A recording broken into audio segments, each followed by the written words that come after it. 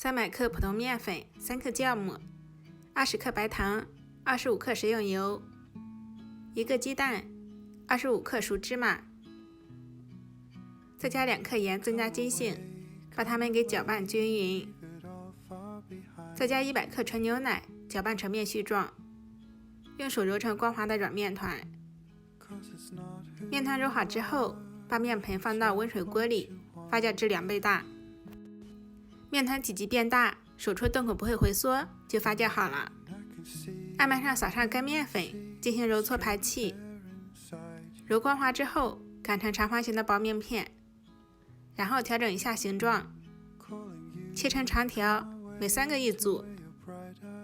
接下来开始编小麻花，这个造型男女老少应该没有不会的吧？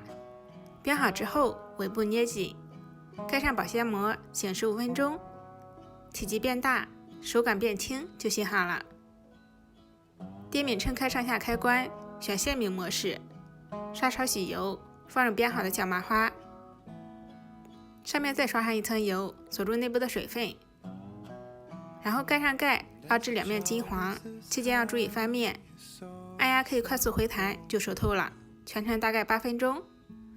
外酥里软，香甜美味，真的很好吃哦，关键是很健康。